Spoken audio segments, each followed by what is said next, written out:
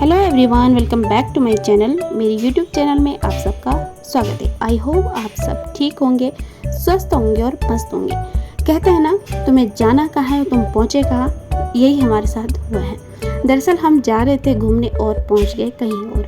तो चलिए जानते हैं आज इस वीडियो में हुआ क्या है ऐसा। तो चलिए जानते हैं। आज हम जा रहे हैं घूमने और घूमने हम पहुँचे गंगोत्री।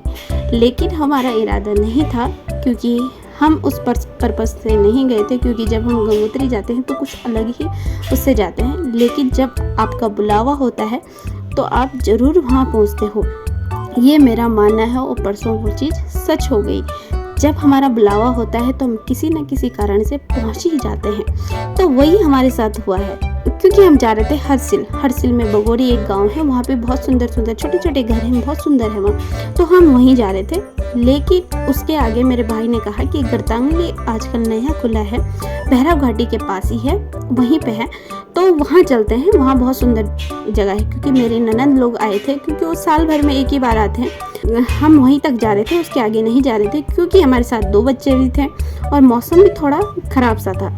लेकिन जब हम जा रहे थे धीरे धीरे मौसम काफ़ी अच्छा हो गया था। सुबह से तो बहुत बादल हो गए थे और मतलब ऐसा लग रहा था कि बस अभी बारिश होती है। लेकिन जहाँ चाह होती है वहाँ राह होती है, तो ये आपने सुना ही होगा।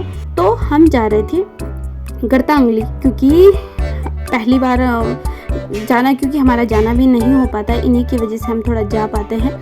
और क्योंकि हम इस जून में काफ़ी चले गए थे इधर उधर, तो हमने सोचा कि वहाँ भी चले जाते हैं, क्योंकि कभी कभार तो जाना होता है इस वजह से।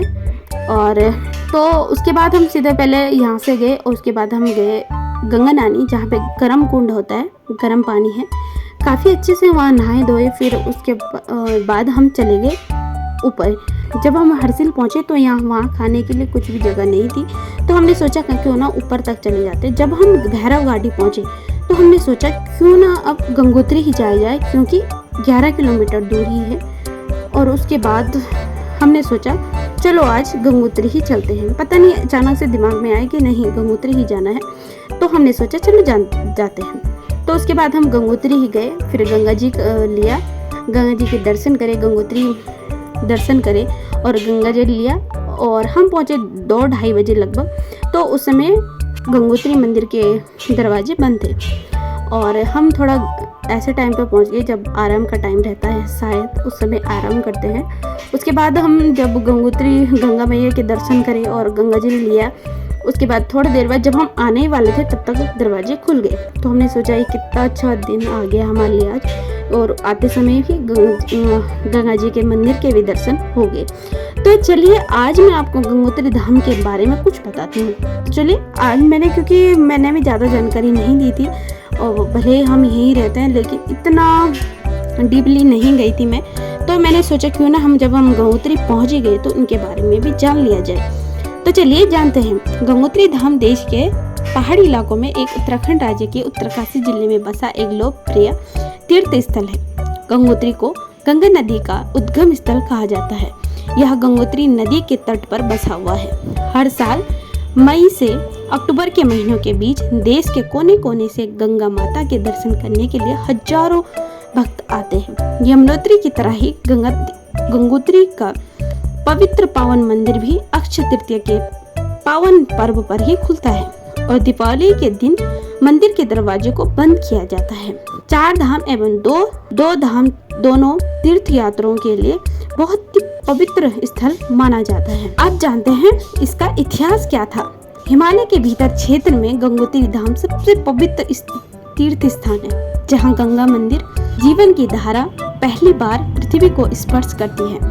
हिंदू पौराणिक कथा के अनुसार राजा भगीरथ ने गंगा मैया को स्वर्ग से पृथ्वी पर उतारा था, जिसके लिए उन्होंने कठिन तपस्या करनी पड़ी। राजा भगीरथ के पूर्वजों के पापों को मिटाने के लिए एक नदी का रूप लिया था। भगवान शिव ने मां गंगा के गिरने के अपार प्रभाव को कम करने के लिए अपने उलझे हुए बालों में मां गंगा को प्राप्त किया।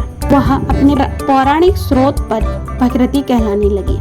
भगीरथी नदी के दाईं ओर देवी के लिए समर्पित गंगोत्री का मंदिर है।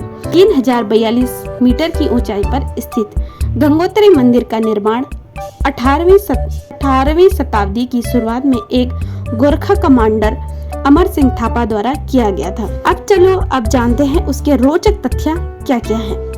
यह समुद्र तल से 3750 मीटर की ऊंचाई पर हिमालय पर्वतमाला में स्थित है। गंगा नदी या गंगा का स्रोत, जिसे गौमुख कहा जाता है, गंगोत्री से मात्र 19 किलोमीटर दूरी में स्थित है। अपने उद्गम स्थल पर गंगा नदी को भागीरथी के नाम से जाना जाता है। गंगोत्री से लगभग 50 किलोमीटर पहले गंगानानी नामक एक स्थान आता है। यहाँ पर गर्म पानी का कुंड होता है तथा यह पानी कहाँ से आ रहा है इससे स्पष्ट साक्ष्य नहीं है, लेकिन ऐसा माना जाता है कि यह भी गंगा का ही एक स्वरूप है।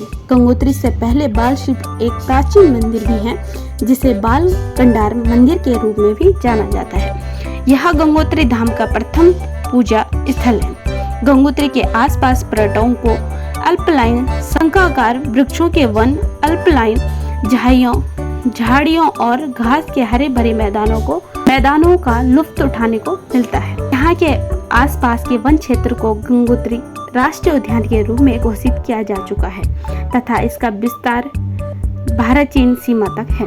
पर्यटक ज्ञान, अब आप जान सकते हैं कि आपको कौन कौन से मंदिर दिखेंगे और कहाँ कहाँ आप जा सकते हैं गंगोत्री मंदिर के अलावा।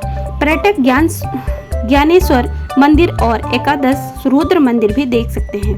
बाद वाला मंदिर एकादश रुद्र अभिषेकम पूजा के उत्सव के लिए प्रसिद्ध है। यहाँ आए हुए श्रद्धालु मंदिर के पास में स्थित सुंदर गौरी कुंड और सूर्य कुंड का भी आप आनंद ले सकते हैं। यहाँ एक छोटा सा रास्ता पांडव गुफा की ओर भी जाता है। यह गुफा देश के सबसे बड़े महाकाव्य महाभारत की पौराणिक योद्धाओं पांडव का आराधना स्थल माना जाता है। सर्दियों के मौसम में आने वाले श्रद्धालु और तीर्थ भी भरपूर मजा उठा सकते हैं। गंगोत्री के पास भी स्कीइंग के लिए दर्शन औली, मंडली, कुश कल्याण, केदारकंठ, टिहरी गढ़वाल, बेडनी, बुग्याल और चिपलाकोट घाटी जैसे स्थान भी मौजूद हैं। गंगोत्री के आसपास अन्य प्रसिद्ध पर्यटक स्थल में ग्लेशियर गंगा, मनेरी, केदारताल, नंदनवन, तपोवन, विश्वनाथ मंदिर, डोडीताल, टिहरी देवी, नचिकेता ताल तथा गंगनानी भी शामिल है। आप यहाँ घूम सकते हैं। गंगोत्री का मार्केट देख सकते हैं। वहाँ ऐसी कोई भी चीज़ नहीं है जो आपको गंगोत्री में ना मिले।